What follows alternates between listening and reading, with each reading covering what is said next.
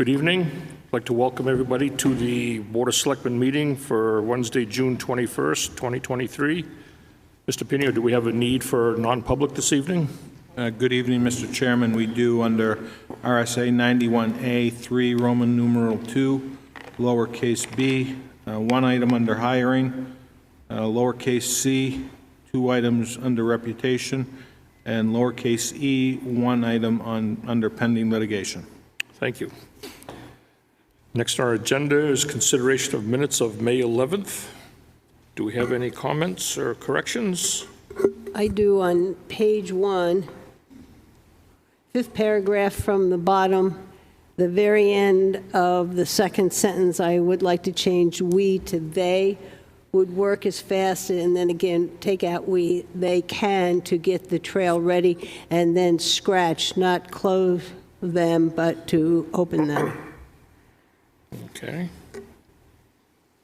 And then on page 3, I'm going to come up from the bottom again. It is the first full paragraph without any bullets from the bottom, and it's the next to the last sentence at the very end. It says, but expand the approved, and it should say area, not top.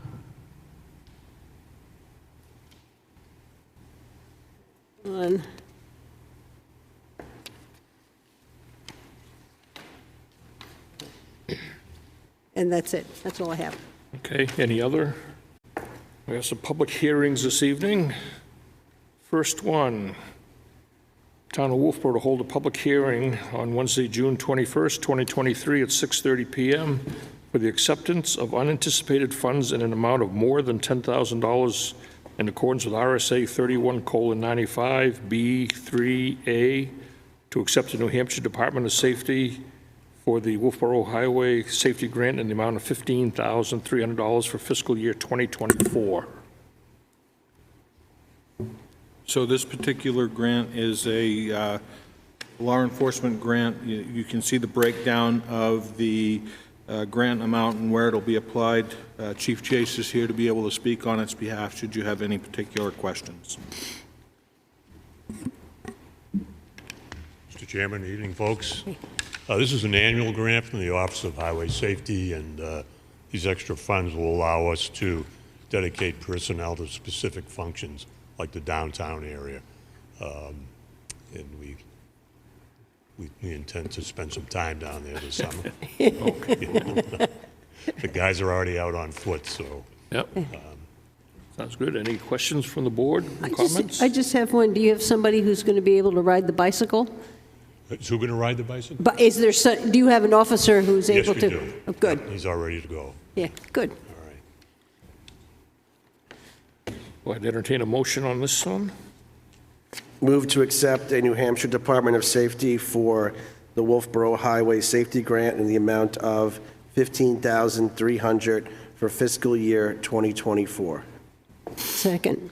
Motion by Luke, seconded by Linda. Any other discussion? All those in favor? Aye. Opposed? Thank you. All set. Thank you. Okay.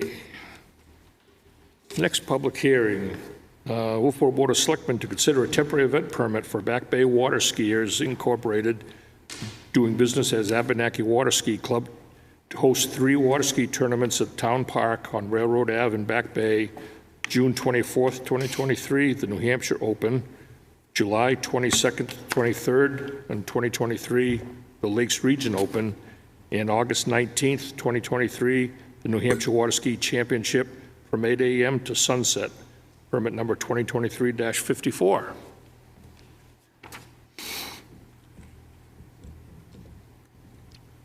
Good evening. Bill Swafield for the Abenaki Water Ski Club, and Bob Shiloh over here is our safety director for the events. He's also on the Wolfeboro Fire Department, which gives us great security. Yeah, we have our 3 usual tournaments that we've had now in Back Bay over the years. This is going to be our 43rd summer in Back Bay, and the Lakes Region Open will be the 43rd annual event, which was our first tournament back in 1981. We host slalom skiing, trick skiing, and jumping. And this is the only ski jump north of Connecticut in New England. So it's a unique thing for Wolfeboro.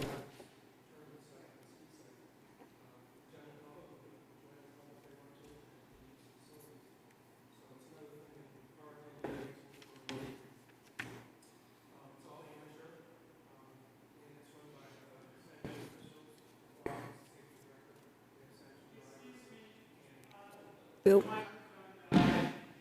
We need to change a battery in the,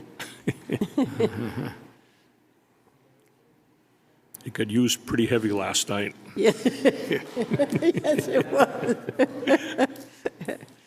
Oops.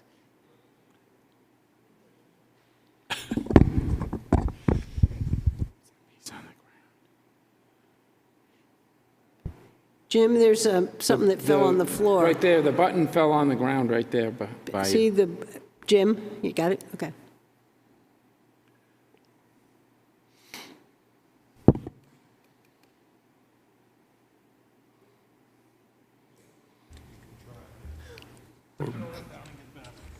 Is this on? Yeah.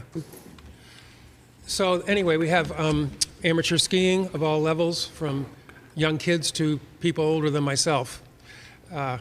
But it's been a good run, and we've had a great time down there, and we appreciate the town letting us use the little park site there for our entrance into the water and then getting back out. Okay. Board have any questions or comments? Actually, I'll open a public hearing, start with. Forgot to do that on the previous one. So I'll open the public hearing. Anybody in the audience wish to have any questions or comments? Seeing none, I'll close the public hearing. Board members? I would entertain a motion then for these. Move to issue a temporary event permit for Back Bay Water Skiers, Inc., DBA Abernathy Water Ski Club, to host 3 water ski tournaments on the town park on Railroad Ave in Back Bay, June 24th, 2023. The New Hampshire Open, July 22nd, 23rd, 2023. The Lakes Region Open. And August 19, 2023, the New Hampshire Water Ski Championship from 8 a.m. to sunset, permit number 2023-54. Second. Motion by Brian, seconded by Dave. Any other discussion? Seeing none, all those in favor? Aye. Opposed? We're all set, Bill. Thank you very much. Thank you. Appreciate it. What I'd like to do is, I'd like to go back quickly to the Department of Safety public hearing, because I forgot to open a public hearing. So to make it correct on the books and everything, Sure. I will open a public hearing if anybody has any questions regarding the public hearing for the acceptance of a grant for $15,300 for the police department. Seeing there's no public input on that, I'll close the public hearing, and our motions and vote will still count on that, so we'll close the loophole on that one. Perfect. Okay, let's see, where am I here? 3-on-3 basketball. Yeah. We haven't done. Wolfeboro Board of Selectmen to consider a temporary event permit for Kingswood Regional High School to host a 3-on-3 basketball fundraiser on July 1st, 2023, from 7 a.m. to 7 p.m. at the Fossfield Basketball Courts, permit number 2023-55. Don't see anybody here for that. I think this has happened before. They tried to do it last year, but they had to cancel it because of lack of sign-up, so they're going to try it again. And Christine is here, so I don't know if she knows more about it. Okay. But I question whether they really needed detail if they're having trouble getting people to sign up. Right. I don't think it will add a big traffic demand on them. Christy, we're talking about the 3-on-3 basketball tournament. Do you have anything you'd like to add to it or anything? You don't Okay. know anything about All it? right. So anyway, I'll open the public hearing on this. Anybody in the audience have any questions or online? Seeing none, we'll close the public hearing. Do we want to table this? What, we have one more, we have the 20, we can continue it to next Next week. Wednesday and see if we can get somebody here? I think that would be a good idea. We still get plenty of time to get the permit in place before it. I'll make a motion that we continue the hearing on the Kingswood High School 3-on-3 basketball fundraiser to our next meeting, which is June 28th, 9th, I think it's 8th. Yeah, I think it's the 8th. Were there any specific questions that I could answer, maybe? I don't, they had approached us and asked us if they could do it, and we said that they had to go through the permitting process. They tried to do it last year, I know, for that event, and then it was too late. They didn't have enough signups, so they were trying it again this year. And I think, are they doing it as a fundraiser? Did that? Yes. Yeah. I mean, if we continue it to the next Wednesday, we're going to meet next Wednesday, see if we can get somebody here so we Okay. get I think we want to get a little information about it. I think it would be nice, yeah. Okay. Could you reach out to them, Christine, and let them know that? Yep. Okay, thank you. Second. Okay, we have a motion by Linda, seconded by Luke to table this, or actually To continue it. continue this to our next meeting on the 28th, next Wednesday. Any other discussion? All those in favor? Aye. Opposed?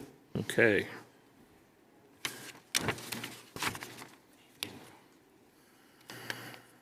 Okay, next on our agenda is the bulk vote. We have weekly manifests, June 9th of $1,191,701.50, and June 16th of $103,011.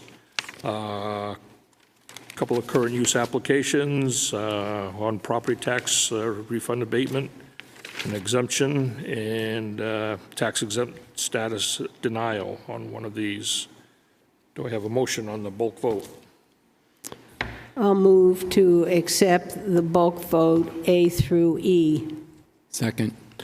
Motion by Linda, seconded by Brian, to approve the bulk vote, items A through E. Any other discussion? All those in favor? Aye. Opposed? Okay. We have no board or committee appointments. So under new business, our next is the discussion of our from budget report from KC. Good evening, Catherine Carpentier, Finance Director. I'm here to report May actual versus budget report. Through May, the general fund is at 46% expended, which includes some contractual things. It's slightly above the 5-month average of 42%, but of no concern to the management at this time. The taxes are still only at the revenues are at 7% because the tax bill will be posted in June. But motor vehicles, which is a big revenue driver, is at 45%, so that's right on target. Water fund expenses are at 39. Electric is at 49. Sewer is at 79. Pop Whalen is at 63. Prior months, I've told you that sewer fund has the whole operation and maintenance contract already encumbered, and there was some emergency compressor repairs in Pop Whalen, which is why that's trending high. The water fund revenues are at 24%, electric is at 43%, sewer is at 21%, and Pop Whalen is at 33%. We have been tracking water and sewer, and it's trending slightly lower than last year at this time, and we believe it's because of so much rain that we've had, so people aren't watering their lawns and that type of thing. So we are watching that. Some of the big things that got paid out this month, in the month of May, is agencies. We paid out all the agencies, $133,000, and we also gave all the capital reserve funds to the trustees, $875,000. We're about to get ready to start doing CIP, and right behind that will be the budget season, so we're getting set up for that. And I would like to just say summer has officially begun today, so happy summer. Are there any questions I can answer for you today? Any questions? Great. Oh, thank you, Casey. Thank you. Have a good night. Okay, next on our agenda is the Josiah Brown Scholarship Awards. And Brad, I was wondering if I could make a motion to table that till the 28th, because I have a few questions, and I reached out to someone about it, and I haven't heard back yet. So we have a motion. Do we have a second? I'll second it for. Motion by Brian, seconded by Linda. Do we have any other discussion on this? Seeing none, all those in favor? Aye. Opposed? Okay, we'll talk about that one next week. Next on the agenda is the Kate Park landscaping plan. So this is a revisit item coming back to you. Christine Collins has worked with Mr. Ford regarding the layout of the landscaping plan at Kate Park around the propane tanks. You have a sketch here that does have some measurements, identifies some of the plantings. You've got some colored pictures of the plantings which are being considered. Short of that, you also see a work authorization by Belknap Landscaping, who feel that this is in line with the character of the park. Short of that, any questions you have can be directed to myself or Christine, and we can try to answer them for you. Okay, board members, any questions or comments on this? Linda? I do. I want to make sure that this is going to be paid for by Peter Ford. And are we going to pay and he's going to pay us back, or is he going to pay it outright? It would be our intention that Mr. Ford would be responsible for this. If it boils down that the town has to pay for it and we have to bill him, that's the route we'll take. I'm not sure, Christine, what else you might have to add. Yeah, I actually have not presented it to him yet. What I did, Jim kept reaching out and saying there wasn't enough information. So I actually went to the landscaping company that we use and just asked them to write a proposal to make sure this was, keep the integrity of the park, and it's, they would be able to maintain it, because ultimately we'd have to maintain it in the park. And so they worked with the sketch. There was just the lilac bush that they moved over a little bit because they said the growth of it would be too big. But he said that's exactly how he would lay it out. And I just got a quote from him. I think the easiest thing to do would be have Peter Ford pay us and we just install it. So it's exactly what we think it's going to be. And the landscaping company who will be maintaining it will be putting it in. I have one question, Christine. The way this layout is here, is any of these plantings going to interfere with our relocated path that's not down there now? Because we've moved that path a lot closer to the deck. Okay, to be honest, I don't know. I would have to go down there and check that out. So I would need to check that out. It does look like, if you look at it. Looks like that end one. That end one is in the path where we had to move it. So maybe if the path's there, does it need to be there?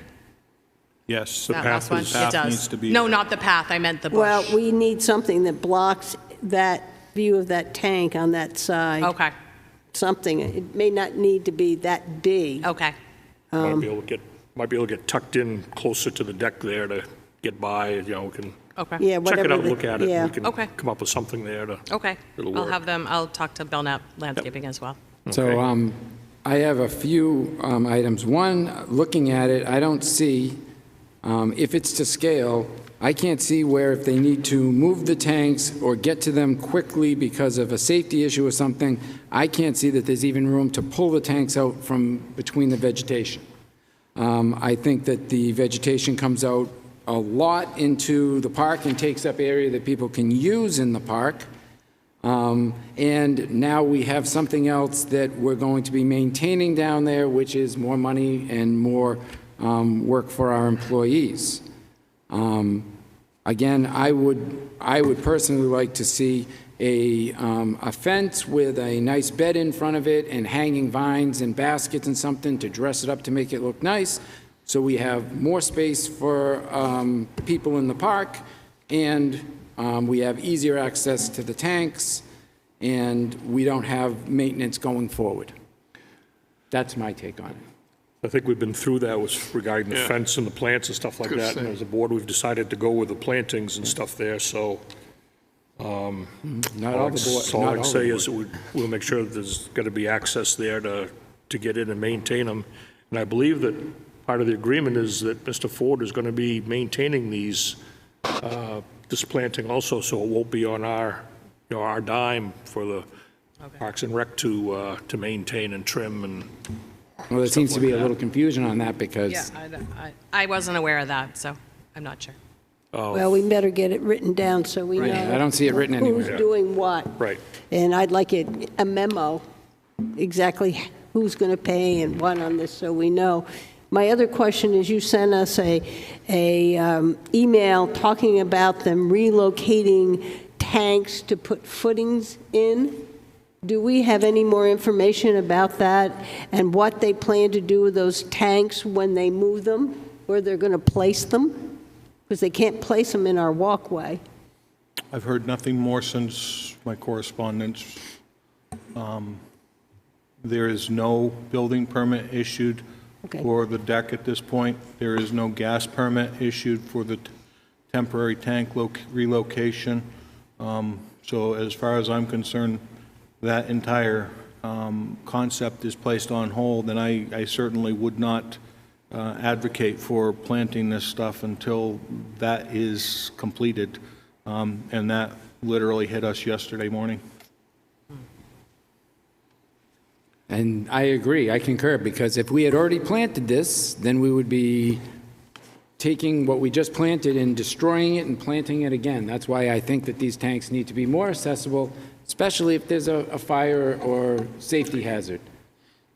I can't see our fire or police department climbing through bushes over their head to try and get a tank that's leaking and could have an issue. I just don't see it. Well, should we get a memo and show this to Peter Ford before we approve anything? Because we have only part of the information. If he doesn't agree to it, we got to come back. So I think this has to go to him. We need to get that. We also need some, if they're going to go forward with the tanks, now we have to hold up on the landscaping, which has been over just about a year now. So I would like a memo and a time frame and a date when this has to be done by. Is that a motion? Because I'll That is second a- that. That is a motion, a big, long motion, though. That's fine, I think we get the gist of it. So we have a motion by Linda, seconded by Dave, to hold up on this and request that the information be forwarded to Peter Ford, And his then, input, and to find out about the relocation of the tanks during construction of the deck, if that happens, when he gets his building permit, and to just get the whole thing scheduled in. and put it all down in the memo. Yes. Which we have and he has, so there's no misunderstanding about dates and times and et cetera. Okay, any other discussion on the motion in the second? Seeing none, all those in favor? Aye. Opposed? Okay.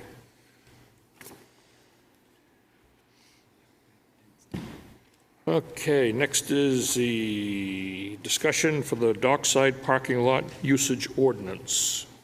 Okay, so I'll kick this thing off. Couple of items. With the deck, which was installed on the Mr. Ford buildings in the dockside parking lot on Mr. Ford's property, we've identified that it makes it pretty much impossible to have used the handicap accessible parking space. Had a meeting with the Director of Public Works, Police Department, and we discussed the concept of relocating the handicap parking spot and relocating a path into the park.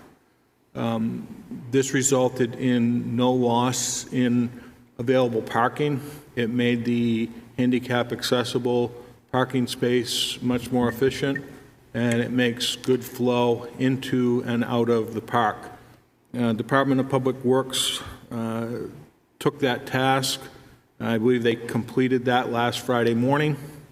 So that is now complete. However, we're still running into issues with the dockside seasonal parking issue. One of the items that we've identified is actually within our ordinance. The police department have the ability to issue a special permit allowing parking without time limits, not to exceed a period of 5 days.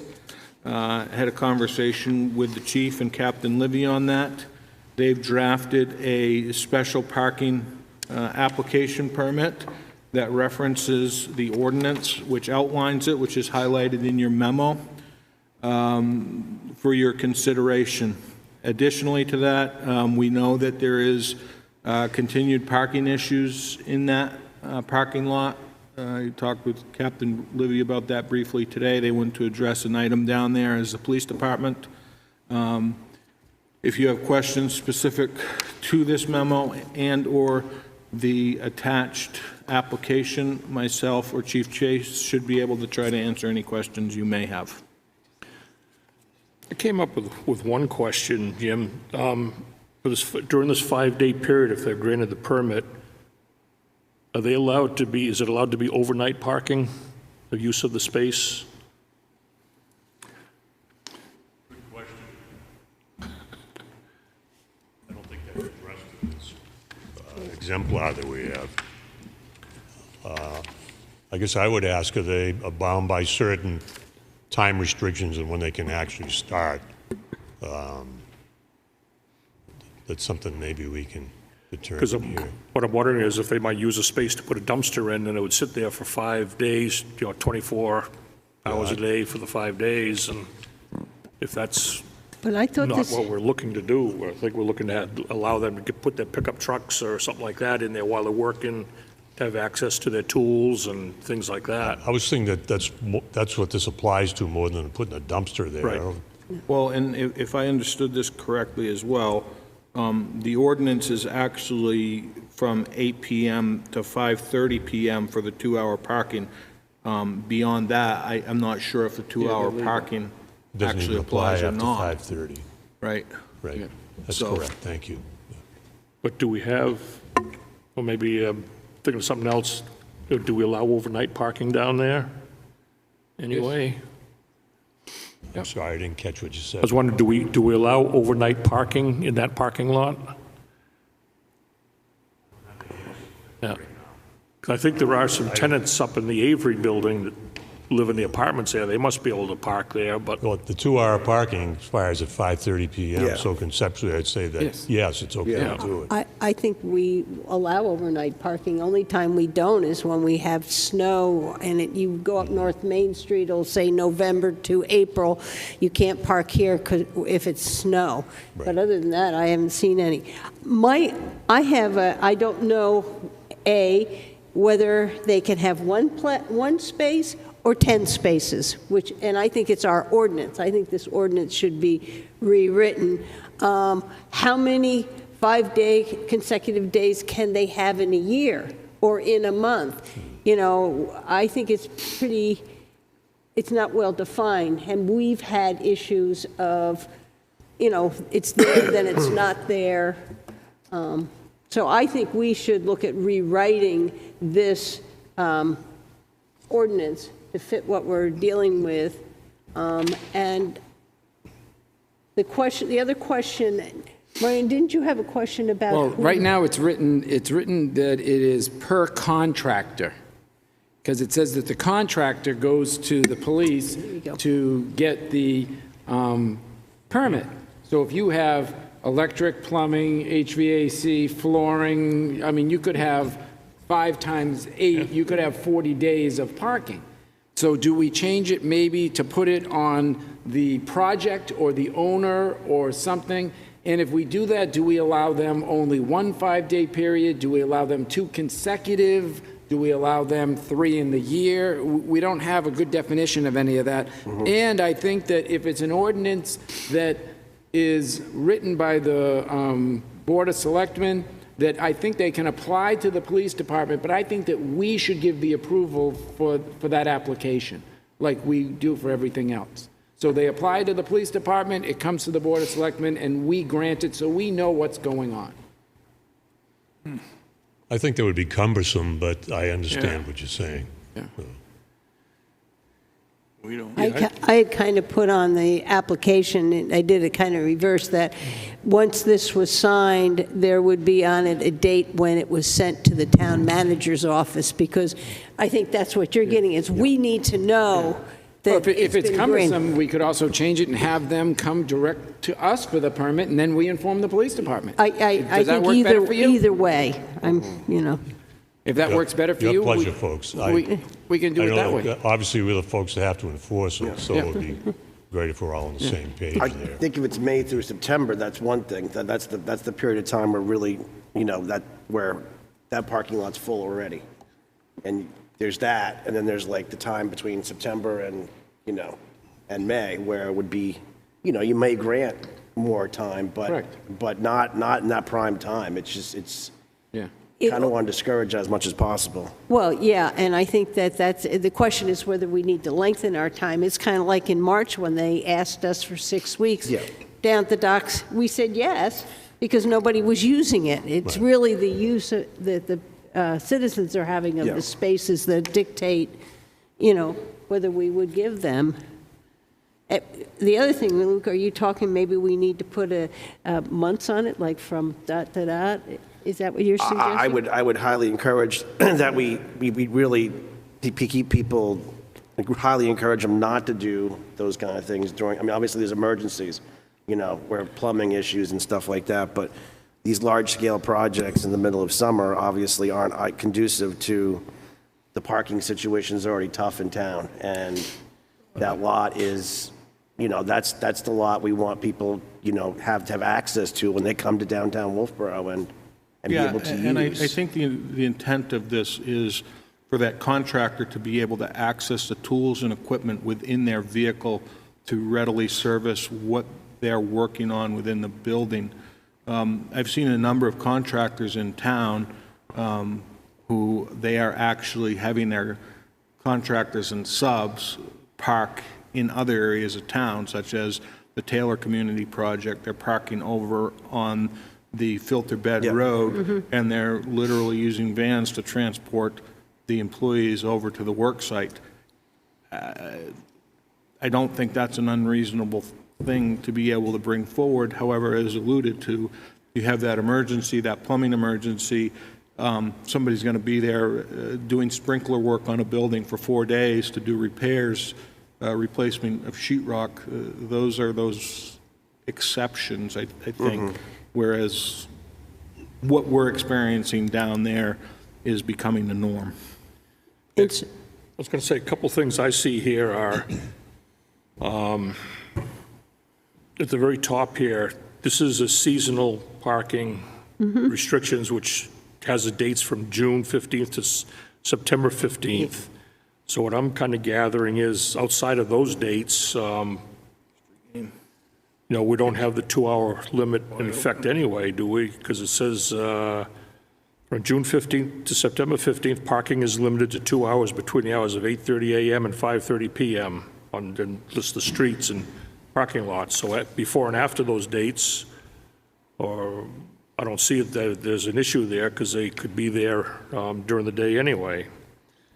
And what was the other thing I was going to say here was, personally, I think, like in Jim's scenario that he just talked about, if there's an emergency there and they have to bring in, say, a sprinkler company within a day or two, to have them wait to come to the Board of Selectmen could be a hindrance to them. I would have no problem at all having the police department have the authority to issue these 5-day temporary permits here, and just forward the information to Jim on for an FYI, so we're aware of it, and go that route. I mean, I'm good with that, and then that lets them know, so they know the vehicle's there. Okay, yeah, we gave them the permit. Rather have it come through us, and then they have to check back with us to see if a permit was issued or not. I think it would be better to be in their department to be managed and everything. So, kind of my 2 cents. I think you're right. I think they can get it out quicker if there is an emergency. I also am wondering whether we want to change the seasonal parking and start it May 1st and end it at Columbus Day, because we are now busy at that end. It doesn't start June 15th. So if we're going to make changes to 164-6, that we make a change to A and C. We could just do Memorial Day to Columbus Day. Whatever they want. I would start the beginning of May. It starts in May, but if people want to do Memorial Day to Columbus Day, but I think you have to, Columbus Day doesn't stay put. Yep. Memorial Day does, but Columbus Day doesn't, so I think we do better to put dates in. You know, if you want to do May 15th to, you know, October 15th, that should cover it. Any other comments, or do we want to have them come back with this, or do we want to make these changes ourselves here tonight and authorize it, or I do think we it's need a public hearing for this anyway? Yeah. Yeah, I think we've got some information from you that we can work on. I can work on those drafts in conjunction with the police department, bring them back to you for revisit, and see what we can make happen. Okay. So in the meantime, if they get a request, they can fill out this form, because it says it already in the ordinance. We have to do something, and that just have it sent to the town manager and just date what day it comes, and I'm okay with that. Yep. But I think we should, I'm okay with the form, and, There's you know, one, that, I'm sorry. and we just need to make sure we have something until we change the ordinance. If I may just point out on where it says seasonal parking application, and then it says Town of Wolfeboro, New Hampshire ordinance 164, we have to have a C at the end of that. That's just, something we'll add in there. Yep. Just so it's specific to that ordinance. Okay. Okay, does that sound good? Yeah, I've got my marching orders. We can take care of it. Okay. Thank you, you. folks. Thank you. Okay, my agenda here. Next on the agenda, cross-country ski trail, almost there, relocation. So, the Wolfeboro Cross Country Ski Association came to the board earlier this spring to discuss the possibility of relocating the Almost There Trail. Approximately 2 weeks ago now, myself, members of the Wolfeboro Cross Country Ski Association, Brian DeShays, Linda Murray, and staff walked the proposed area for the trail relocation and the work to be performed on-site by Dawson Excavation. As a result of that, it really painted a clear picture of the work that needed to be done. We know that there is an intersection between Twister and Almost There that is dangerous, to say the least. I think the Wolfeboro Cross Country Ski Association has done an outstanding job in bringing forward a project. We have laid out the funding for this project. The trustees of trust funds, through a trail account, has donated $25,000 to this project, which will come directly to the town. From that point, the balance of the project will be paid for through a donation to the town from the Wolfeboro Cross Country Ski Association. And lastly, this fall, we do anticipate doing the final fit up for the area which we are experiencing some erosion issues at the base of Twister. We already had conversations with the Department of Public Works and Parks and Recreation on this. Looking for your support in being able to sign this contract, get the project moving forward, and make this a much safer experience for both cross-country and alpine skiers alike. Short of that, I may be able to answer any questions you have, or Mr. Cooper's here as well to be able to answer any questions you may have. All right. you have anything you'd like to add to that, or you just want to field some questions if we have any? I'm here for questions, and I do have one question myself. When would we be, when will it come time for us to bring in the gift to the town? So it's my understanding that they are proposing to do the scope of work the middle of July. It was a July 19th start date, I think, and a So, 29th end date. We could either schedule a public hearing to accept those funds on the July 19th meeting or sometime in August. Okay. So will we receive notice that will Yeah, I would coordinate. need to happen? I would Yeah. coordinate that with you. Could I have you just state your name for the record here? I'm Just sorry. Ed Cooper, president Thank you, of Wolfeboro Cross Country. The only thing I would hope is, and I know that you've reached out to him before, would like to see, because that trail is used by the Single Track Alliance too, they use it as an entrance all the time. We were there, we saw bikes going into that area. And I would like if Single Track could take some of the money that they have from the Pathways Committee and help support the Cross Country Ski Association in rebuilding that path. I know that they've kind of said no, that that's only for maintenance and that we're relocating a trail, but that's kind of a splitting hairs in my opinion. And it would be nice if they helped you out with this, and somewhere down the road, maybe you'll be helping them out with a donation to help one of their trails. It's been symbiotic since the get-go, but that hasn't been very public or detailed. But it would be good for that to continue, yes. And a monetary contribution to that would be exceptional. anything else? Okay. So, okay, we're going to have a motion to approve this project here. Now, let me give it a whirl here. I move to authorize the town manager to sign the contract with Dawson Utility Service for $41,845 for the relocation of Almost There and the cross-country ski loop. Second. Motion by Linda, seconded by Brian. Any other discussion? All those in favor? Aye. Opposed? We're moving forward. Thank you. Thank you. Next is the Tree Expendable Trust. So as you recall, in this year's warrant, there was monies which was appropriated in an expendable trust for the removal of trees in the town and within the town right-of-way.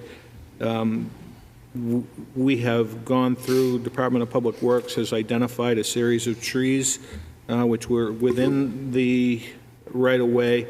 The town tree warden has reviewed them as well. We have received confirmation from the town attorney that the tree warden does have the authority to recommend these be removed within the town limits of the right-of-way. We are therefore requesting to expend not more than $90,000 for removal of trees. In this memo, you have some backup information, email correspondence with the tree warden, Steve Randall, myself, and legal counsel. Director of Public Works, Steve Randall, is here to be able to answer any questions you may have. Yeah, Linda. Do you have an estimate on how many trees we're talking about? 10, 20, 30? Not really, because it's based on a day rate, so depending on the size of the tree, complications to take it down. Once they get going, I'll have a better idea of how much progress we'll be able to make. Okay, thank you. So basically go up to the limit of what they're authorized to spend and Yep. stop. Yep. So we started right up here at the corner and identified them going that way. We flagged quite a few of them with orange ribbon. I have looked over the last few days. Kids have kind of pulled some of them here and there, but a lot of them, if you look, are identified when Bartley went through, they put a number on them. Yep. That number corresponds with the book, whether it's a cut tree, a prune tree, or what have you. So Will they be going, like, instead of just starting, say here at the corner, just taking everything that's marked for a certain distance, would they jump around and maybe take the worst ones? right now, we're thinking of doing the worst ones first on a section, and then kind of step back. Instead of doing, I'd rather them not spend all their time driving all over town. Right. And just kind of do a section through. Obviously, the worst ones, if you've got if they're graded from this to this, get the worst ones, and then maybe come back through and do it again until we get a section of a road done. Completed, yeah. Yeah. So we Okay. don't have some here, some there. There's that book identified a lot. Yep. All right. I have another question. As I recall, when we put this Warren article out, there was also money to do some more surveying of the trees. And we only did South Main Street, and I can't remember if we go down, how much further we went. It was not all, it didn't go up North Main Street. Yeah, so what we'd like to be able to do going forward, and we just haven't got to that point yet, Linda, excellent question. We want to evaluate the town properties. I think Kurt Titus has already identified 2 trees in Clark Park that are diseased and need to be removed.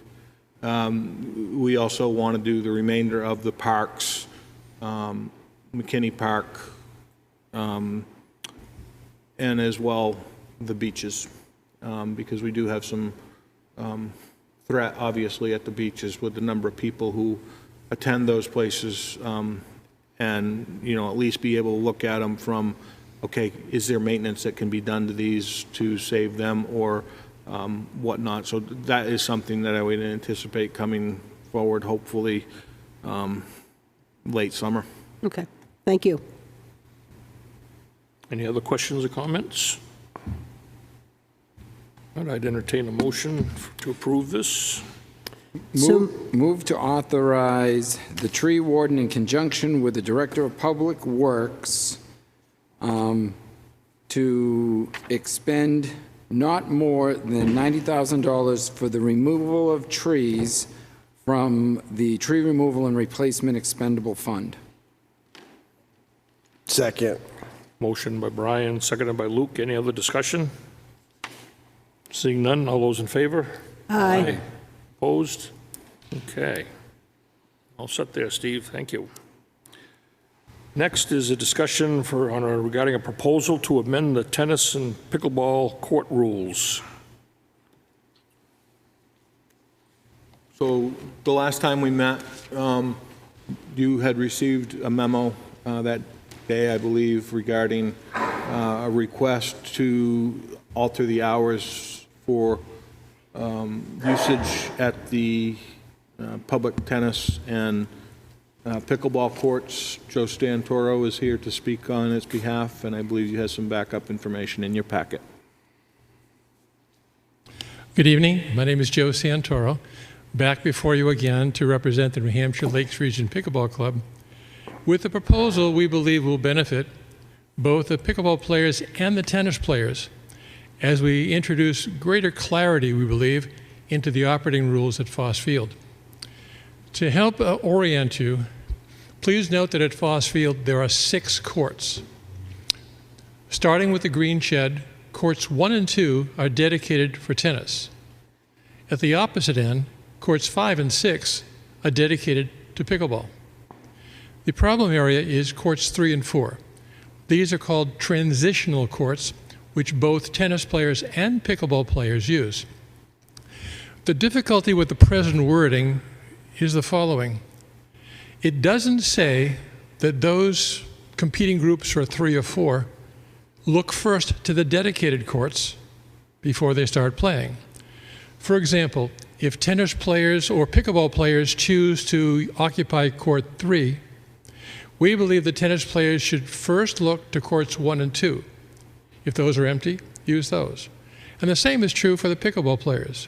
If courts 5 and 6 are empty, use those so as not to compete with either the pickleball use or the tennis use on courts 3 and 4. And that's the intent of those two first paragraphs, to guide people into realizing that they should use the dedicated courts first without occupying courts 3 and 4, leaving the others empty. And I'll pause there to see if any questions about what those two are supposed to do.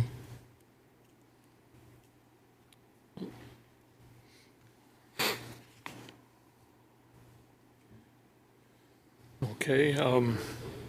Okay, go on. Move forward. Okay. With regard to the basic court rules, the first one there, which I've numbered 2, because that's the way it appears on the rules list, is to recognize the fact that pickleball players don't use tennis shoes. In fact, they use what are called court shoes. So the proposed wording adds 2 words. Tennis or court shoe is recommended during court use. Number 5 deals with the issue of occupation of the courts themselves. The tennis players have this rule that they can occupy a court for up to 60 minutes. And we don't intend to change that. But what we're concerned about is pickleball players using that same 60-minute rule, when a typical pickleball game lasts only 17 minutes. We're proposing that the 60-minute rule be changed for pickleball down to 30 minutes to start moving people through the queue at a faster rate. To give you an example, this very Monday afternoon, we had a group of 6 pickleball players bring their chairs onto the court and occupy a court for almost 2 hours. While we had 24 pickleball players waiting to use the court, this group just stood there. Now, we're not police, we don't want to enforce anything, but we thought if there was a posted sign that allowed these people, at least and educated these people to know, let's rotate among ourselves, that would make things a lot easier for everybody. And so the last 2 paragraphs deal with restricting pickleball use to 30 minutes before people would have to get off the court and get back into a queue. And to give you an example, Sunday morning, we had 56 pickleball players trying to use those courts. No tennis players, but that's their issue. But we had 56 players out there trying to use the courts that were available. This is only the beginning of what the summer's going to be like. When the other residents or visitors come up here, the demand is going to be far greater. So in essence, that's what we're doing. The first 2 paragraphs are to encourage people to use dedicated courts before they use the transitional courts. And the last rule is to advise those who play pickleball to rotate more frequently, to cut their time down to 30 minutes.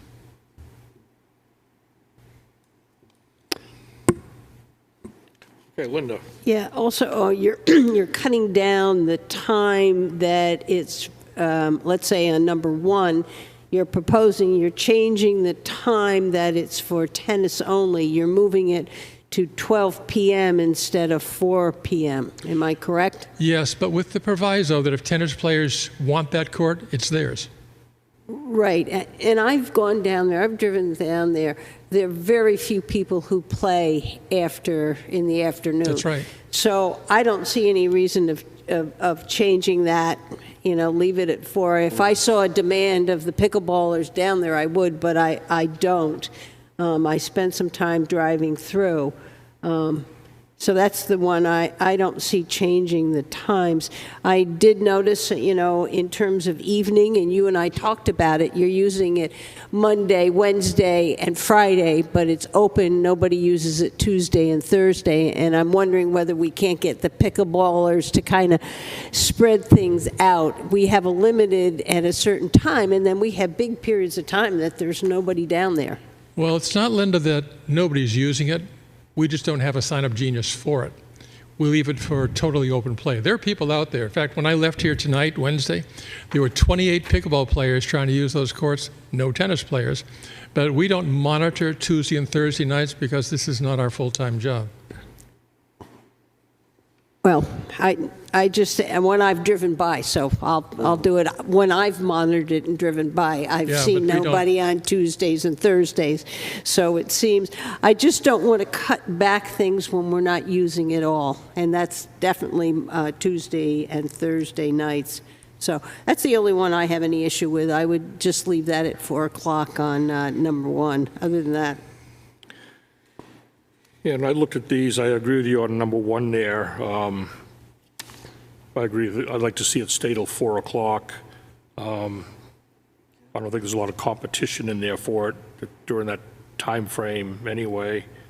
And then number two, kind of looking at also, because it removes the hours at court 4. You know, right now it's pickleball is used for pickleball use only from 8 a.m. to 4 p.m. And under the proposed one, it's strictly pickleball anytime unless there's nobody there and the other 3 courts are being used, then it could be used for tennis. But they have to get off the court after completion of 1 game if they're out there playing when pickleball people arrive. So I'm kind of looking at this, the policy changes, the 1 and 2, I'd like to see stay with the current policy. The court rules, I'm good with all the 3 of those that they have written down. Really, the third one is kind of a summary of what the other 2 are. The one above it is there, for the 60-minute and 30-minute rule there. So I'm good with those, but I think for the time being, I'd like to see the policies remain in effect that we have there now. Brad, I think that we could add one line, and it might help out. All players, please use dedicated courts when open and available. That's what we're trying to achieve, yes. You don't have to be so convoluted and all this other stuff. If you just make that a policy, then everybody knows if I'm playing tennis, I go to the dedicated courts. If I'm playing pickleball, I go to the dedicated courts first, and then the rest of it just works the way it works. That's fine with us. That's all we're trying to achieve. But I was just using the existing verbiage and just adding a few more for clarification. Let's keep it simple. The thing is, too, is if you got summer people coming in here, I'm not sure if they know which courts are dedicated for which sport. Well, you can tell when you look at it because the pickleball courts, the ones that are really dedicated for pickleball are small pickleball-only courts. Yeah, I understand and the tennis courts that don't have pickleball lines all over them are dedicated tennis courts. But Court 3's got the pickleball lines on it also. That's right, so those get used last. Yeah, but the point is that that's where the confusion lies is when are they allowed to use those, you know, who has the right at that time during the day? Well, we already have those rules and regulations. We follow the same rules and regulations. We just add one other sentence that says, all players, I don't think he's arguing about that. I think we're having problems in the sense that number 3 is a both court. And so is 4. So can I interrupt? Sorry. Yep. We did make mini signs that are just laminated right now, but it has like, we're going to make it a little bit more clear, but we didn't want to do anything until this was finalized. But it will have Court 1, because typically Court 1 and 2 is for Parks and Rec and programming, right? And then Court 3 is for tennis, 8 to 4. Court 4 is for pickleball, 8 to 4. And then after, it can switch. Right. Courts 1 and 2 are for programming for Parks and Rec. However, when we're not using it, it can be dedicated to tennis. So really, it's the tennis players have Court 3 that's dedicated for them. Courts 1 and 2, it's when we're not using it for day camp or any of our programming. Okay, so it's somewheres in the whole policy, we should have the hours and times for Park and Rec, which we don't have here. Yeah. That's we should. And in the weekend, there is no Parks and Rec. That's right. So we need to see the full thing, I think. Here are the hours for Park and Rec. These courts are out. That hour puts it in. 3 is tennis, 4 is pickleball, and 5 and 6 are pickleball. I think if you look in the original, it did say 8 to 4 was Parks and Rec, tennis, or pickleball, and then it was open if it wasn't being used, at least when you guys approved it before. The main sign, like the big sign, doesn't have it, but when you get to the tennis courts and pickleball courts, that's where we'll have it broken down by the courts. See, all we have is this at this point in time. Yes. And that's, again, it would be nice I to think have it was all the other laid out one. again. It was in the other selectmen's meeting. I saw that was attached, I think, because I had forwarded it to Amy. But I can send it over to you again. But our plan is to, once we solidify this, is to make sure we mark the courts and we have it, and also have sign-up sheets for people when they show up to know that they're the next one in there. That's what we used to do. So in that sheet that you gave us, I'll have to go back and pull it out of my file. It said Park and Rec uses these courts from this time Yep, to that 8 to time, 4. these dates, up from this time. Okay, so it had all that in. All right, I'll go pull it out. I don't think it has specific dates, but we can be more clear about that. But Okay. it does say it's dedicated for Parks and Rec programming, and then if it's not being used, it can be utilized for other people. So we're saying that for all Park and Rec programs, are we talking about day camp? It's day camp, and we offer pickleball tennis lessons through USTA. It's the tennis lessons that we offer. Okay, so those courts, so if I go down there and it says for Park and Rec, but I see people playing tennis. When we have a specific program, we go down and place signs. So Okay. say we'll have it coming up, and we'll say July 5th through whatever, from 8 to 2, we have the tennis court. So anytime there's something we have on there, we go down and make signs so they know specifically. Good, all right. I hope, though, that we don't lose sight of what Brian said. Our primary thrust is to make sure that people use the dedicated courts first. We have had tennis players sit on court 4 for an hour or more while courts 1 and 2 are vacant. Well, we need to write that down there. I think that's a good sentence. It's Yeah, I'm good simple. with that. oh, That's fine. Clear, you know. I think Christine can do that, because that's what I tried to do here. I thought it was kind of straightforward myself. It says here, if a person comes in there, they are allowed to complete their game, but if tennis players arrive, they must use courts 1 and 2 first. But if that makes you feel uncomfortable, we can change the wording. But as long as we get the dedicated court thing issue solved. I don't have any problem with the wording. We can do that wording, but I think that simple sentence somebody may pick up on quicker than this. We could have both of them down there, but I think that a one-liner is usually easier. And I have no problem you going to 30 minutes for pickleball. It makes sense. That's, Yeah. Yeah, the games are quicker. yeah, the tennis 60 minutes, pickleball 30. I have no problem with that at all.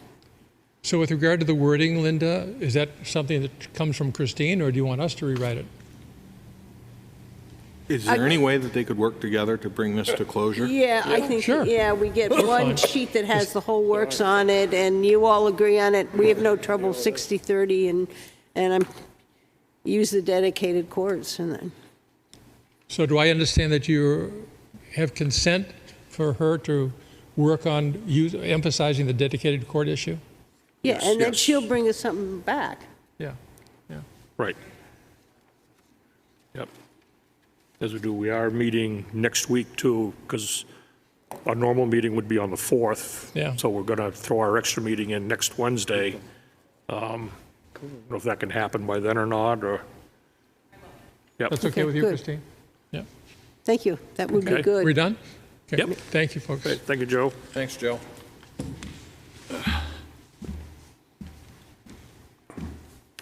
Okay, next on the agenda, request to expend funds from the wastewater treatment plant capital reserve fund of $148,200. Last week, I met with Dave Didion from Woodward and Curran, contracted operators for the wastewater treatment plant. You see a breakdown here of funding requests. Arc flash risk assessment, $28,200. Existing condition of the pump analysis, $20,000, and procurement installation of pumps, $100,000, for a grand total of $148,200. This was identified in the budgetary process. At this time, there's a balance just over $50,000 in that account. The $200,000 to be added. And it lays out the scopes of work and the schedule here to be able to get this done. These are items that will work in unison with the basis of design report for the renovation of the wastewater treatment plant as that continues to move forward. I can try to answer any questions that you may have. You know, when I looked through this, it looked pretty thorough in their proposal and everything there, good explanations and stuff, so I was pretty good with it. I don't know if anybody else has any questions or comments. I have one question on page 3 under task 5, electric assessment report, and says in parallel to the arc flash risk assessment, wouldn't occur, may perform? Isn't it shall perform? So that was I believe that was an alternate within the proposal. Let me verify that. Okay.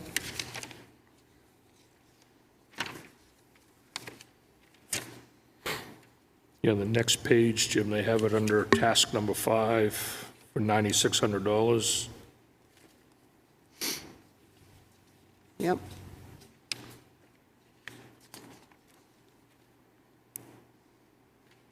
That's part of the 28-2. Looks like we got to assess the electrical Part of the first. 28-2. Right. Yeah, and I'm thinking that under, yeah, I'm quite sure that's an add option that they don't have to do, but that they would like to do. But is that part of that 9,600 on Yes, the it next is. page? So if we're okaying that amount. The complete scope. It should be shall instead of may. Yep. Yep, That's, to make sure it's included in. that's right. $148,000 we're spending, right? Yep. Any other questions or comments?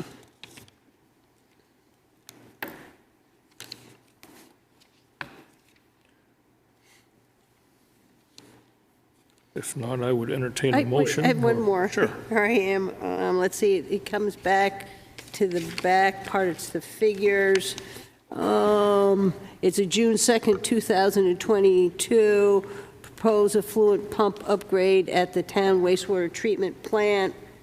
And it's on page 2, and it says optional VFD. Are we approving that too? That was my only other question. If I recall reading through this, those were going to be in there if the new pumps required them, because they weren't going to be drawing as much power, so they might not need these variable phase drives. When I read it, I wasn't quite sure whether they were or won't, but then I saw the figure there. And I agree with you, they said they might not need them, Right. but we got a figure here, and it says optional, so I just was wondering about that. I don't see it, it's a big, Yeah, it's my understanding that the entire total includes the add option items, okay. which is outlined. So if they're not needed, it'll actually be a reduction of $10,000 then. Okay. Right. Yeah. That's kind of how I interpreted it. Okay.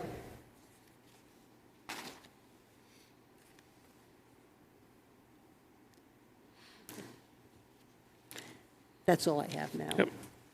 Anybody else have any questions?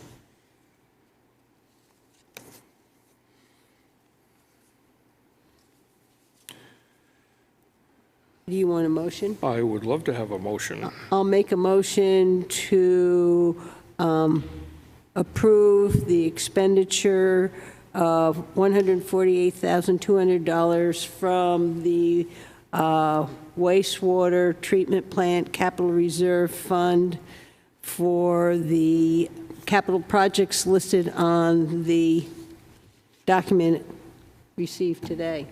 Is that close enough? Yep. Second.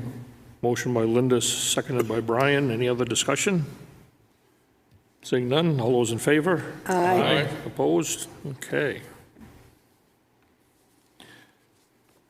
Do we have any other business this evening? I do. Okay. I would like to invite all the Board of Selectmen and anybody in the public to a dedication open house at the Pop Whalen Arena on June 29th from 5:30 to 8 p.m. And it's a thank you to our donors. What was the time, Linda? It's 8:30, it's 5:30 to 8. Thanks. 5:30 to 8 Yeah. at Pop Whalen. At Pop Whalen, yep. Okay. Any other business? Seeing none, we'll move on to committee reports. We'll start down with Brian. So I had a police commission meeting, and we had, what was the other one we had? We had a solar meeting. It was a great meeting where we looked at different projects in town and RFQs to see which company would fit our solar projects on municipal buildings going forward. And I had to call into an EDC because I had a work emergency, but the EDC is doing a great job moving forward with the Winnipesaukee Day event at the town docks, August 11th. We're going to have a great festival with a 1-hour laser light show, 5 hours of music, and it's going to be a fabulous event. Thank you, Brian. Luke? I didn't have any. I was away for a little bit, so. Linda? Yeah, Wolfeboro Waters met. They're keeping an eye on the drainage and stormwater management for the public safety building, Hunters, and for Route 28. I had 2 Friends of Pop Whalen meeting. I met with Jim and the pickleball group to talk about an MOU and to get a better understanding.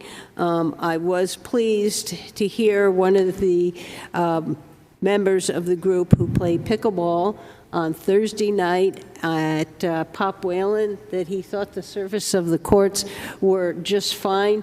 Only issue was you couldn't use a yellow ball, you had to use a red ball, and he liked it because you're not outside and having the sun in your eyes as you play at night. So I was very pleased to hear that. I attended the EDC meeting, and Brian kind of told you about the Mount Washington.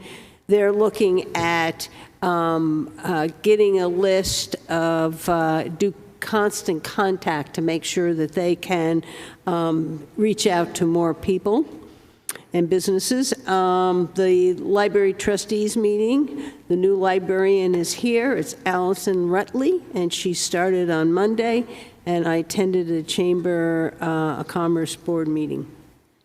Thank you. Yeah, I also attended the Wolfeboro Waters meeting. This morning we had a Wolfeboro Community TV meeting. Last night we had a nice long planning board meeting. We had Jim presented the public safety building project, and then we had IGA in for another run at the conceptual plans for that project. And then actually this afternoon we had the bid opening for the sewer line extension on Sewell Road and Varney Road. We received 2 bids on that. They're being looked at and analyzed now. And that was it for me. Dave? I had a Conservation Commission meeting. I'll report that the parking lot over on Brownsridge Road is now complete. It's a lot bigger, so there's more room to park. But that's all I had. Okay. Town managers report. I'd ask you if you have your calendars with you to be able to look at them. Director of Public Works, Steve Randall, who is still here, he would like to schedule a site visit with you at the brush dump. He's got some ideas relative to some work that's been done there in the past and how he'd like to do some work up there in the future. Steve, do you have anything that you'd like to briefly add about this and what a time schedule might be for everybody? So in years past, the practice has pretty much just been haul fill in wherever it would fit. I would like to clear small sections at a time so that we can continue as we're ditching more and more throughout town. Place to put it, create usable space so then I can process it accordingly. A lot of it that comes in is very organic-y. If I had a place that we could screen it, I could then reutilize it back in swales, slopes, and such on the roads. So I'd like your guys' opinion and permission to clear a section of land so that we could do it the right way. You have some time frame, something you'd like to do, Steve? I got time now. But, sooner rather than later, obviously, it's like everything else. I know you're all busy. We are running out of room up there, so if we could do it sometime in the near future, would be fantastic. It'd be nice to do it before the 4th of July. That's what I was thinking, maybe try and sneak it in next week here Yeah. sometime. Yeah, I don't know if Friday, Friday? I can do, This Friday. I can do this Friday. We could do Friday morning. Friday morning won't work for me. I guess I don't need to be there, but I would like to just get this teed up for This Steve, Friday? if that's possible. Friday afternoon, maybe? Friday afternoon is fine. That's fine with me. Friday afternoon would work. How early afternoon or how late afternoon? You guys are the important ones, so whatever you decide. Right before he leaves, 3 o'clock. One's good, too. 1 is good? Yeah. Jim, when are 1:30? when are you available Friday afternoon? Probably 1:30-ish. 1:30? Okay, 1:30 it is, On the 23rd? 23rd, 1:30, brush dump. At the brush dump. brush. Okay, so we've got that scheduled. Thank you. You bringing lunch? No, I'm not bringing lunch. Just a little FYI, this year, we had received a petition warrant article for $50,000 to assist with a community playground at the Carpenter School. That went through the DRA process initially.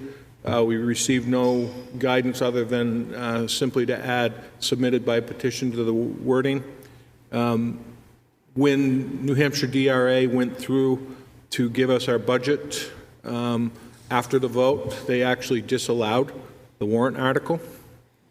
I ended up having a telephone call with an individual from DRA. He was actually extremely helpful, provided a lot of good information. From that point, legal counsel drafted a letter explaining that it's a community playground. The DRA's stance on it was because it was on school property, it should have gone through the school district. Legal counsel was able to find case law which supported our case, and DRA has actually reversed their opinion, and the $50,000 has been approved by DRA to be able to assist with that playground. So that is a bit of good news that we've been able to navigate. As you alluded to, last evening attended the planning board meeting regarding the public safety building. All in all, it went quite well. We've got some minor recommendations. Once those recommendations are put out in writing, we'll get them to the board. A lot of it is really cosmetic. One of the big ones is like to see some consistency in town buildings.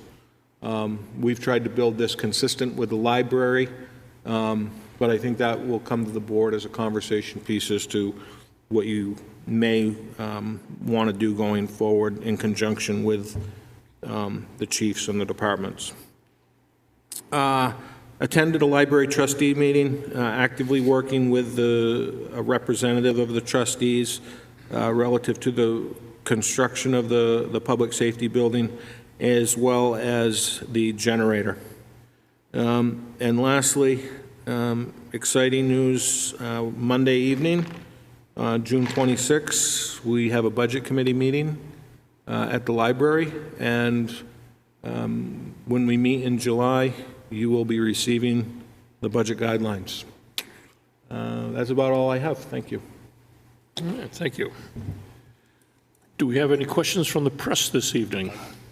I'm going out. I do not. Thank you, Brad. All right, thank you, Alyssa. Public input. No The public crowds are in- here. No public input, so I'd entertain a motion to go into non-public. So moved. Second. We have a motion by Linda, seconded by Dave. All those in favor? Aye. Yes, yes. Thank you, everybody.